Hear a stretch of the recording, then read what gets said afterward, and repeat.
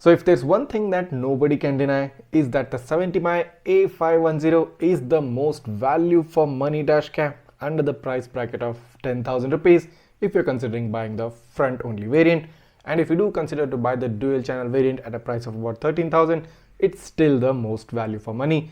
So this holds true for both the variants, but just in case if you're looking to buy the front only variant and if you want to know what you get in the box and what's the kind of quality you're going to get with the front only version, well, you've arrived at the right video. So in this video I'll be doing a very quick unboxing and show you a in detail video quality review along with the license plate or the number plate readability of both four-wheelers and two-wheelers in daytime and in night conditions, and also I'll be testing the limits of what the A510 is capable of. So you're watching Travel Tech, let's get started.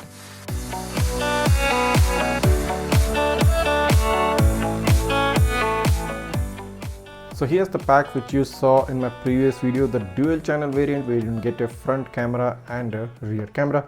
Quite a big box when you compare it with the front only box. So let's quickly take a look at what's inside the A510 front only box.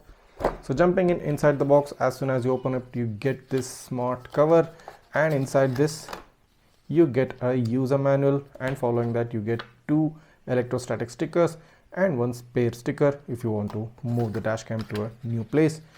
Following this you get the A510 front only dash cam, basically exactly the same thing as the dual channel variant. There's literally no difference, although you should know that it also has a rear camera port. So probably in case if you buy a front only version, you can buy a rear camera later on if you feel you require it and just plug it in within the front only variant. So for the front camera you get this USB power cable type C and a type A port at each ends of the cable. Following this you have the windshield mount with a pre-attached sticker. So plugging in the windshield mount is pretty easy. Just place it on the windshield mount of the dash cam and slide it in. It plugs in the place with a clicking sound, and in case if you have to remove it, just plug it down and it comes out very easily.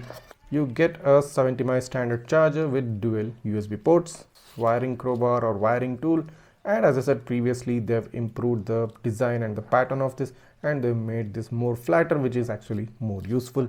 Alright, so here's the first sample during daytime. So this I have paused at a point where the car in front was moving towards me, and this is specifically to show you how the number plate readability is going to be when the car is moving towards the dash cam.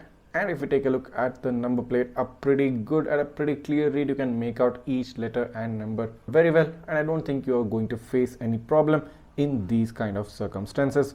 Moving on to the next sample, now I specifically choose this because many of you were asking me regarding how the number plate readability is when compared to a two-wheelers.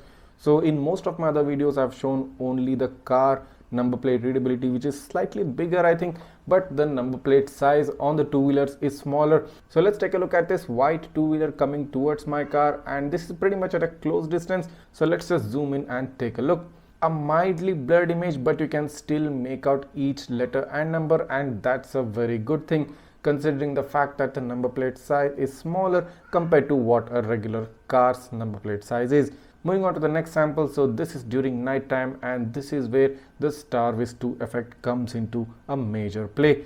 There are about 2 or 3 vehicles heading towards my car, and the glare from the headlights of these vehicles is directly hitting the dash cam. So does this glare affect the number plate readability, or the camera will still shine under these circumstances? Let's zoom in and take a look. An excellent read of the number plate. The Starvis 2 magic is in full display right here. I don't think any other camera can do this except for the fact that if it has a Starvis 2 sensor.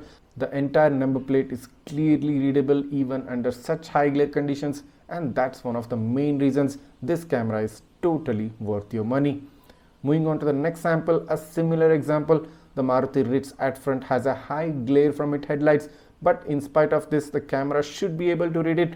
And if we take a look at the number plate, again a very similar image compared to the previous example. Each letter and number is clearly visible, and you can make out the entire number plate without much difficulty. So in this next sample I am focusing back on two-wheelers number plate readability, since most of you have been asking me for the same. And there are two two-wheelers in this specific image, one on the left which is parked and one on the right which is just crossed my car. So moving on to take a look at the parked vehicle at the left. a very clear read of the number plate, although I must agree that this is at a very close range, but still the number plate size is pretty small and it's under the glare of my headlight more or less, but you're still able to make out the number plate at such a close range. But what about the other vehicle which is just moving away from my car slightly towards the right? Let's zoom in and take a look. A mildly blurred appearance because of the motion of the vehicle moving away from my car, but the number plate read is still good. You can more or less make out each letter and number, and it's not as difficult as I initially thought it would be. So here's the next snapshot in which I want to specifically show you the limits of this dash camera. Now you can see the two-wheeler on the right side of this image coming or moving towards my car, and do note that in this specific instance that particular two-wheeler is not under the glare of my headlights or any other lights for that matter, and it's in a kind of a darker area. And if we zoom in to try and take a look at the number plate at such particular instance, you won't be able to see anything. The first factor being that the number plate is pretty small and the distance is high.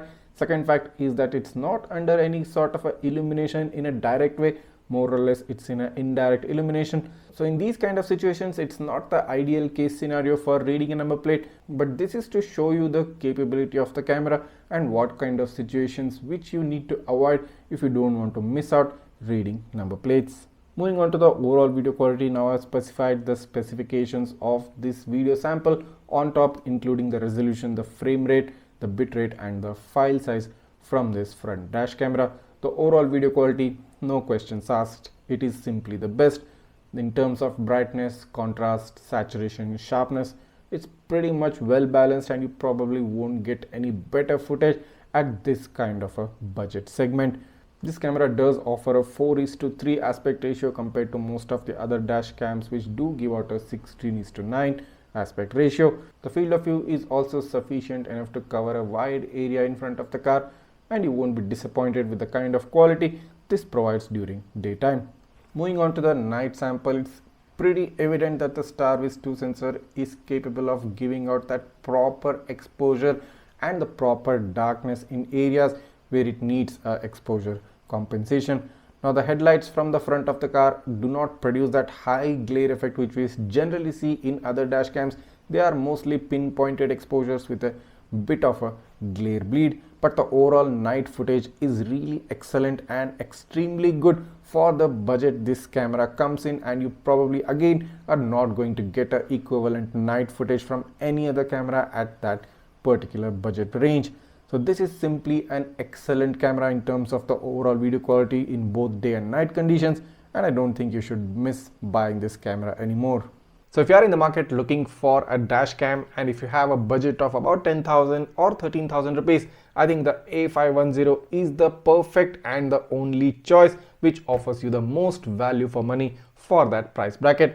Although I would recommend going with the dual channel variant because the price difference is not huge and you're going to get coverage from both the ends of the car. But if your budget is really tight and you simply cannot spend beyond 10,000, I think the A510 front only variant, the one which I've showed you in this video, will be the most suitable purchase. So no matter which variant you want to purchase, the front only or the dual channel variant, the links to purchase them are given in the description below. Just head down, click on the link and purchase it. I've also provided links to buy many accessories that are available with this dashcam, including the newly released suction mount, also the CPL filter and the Hardwire Kit as well.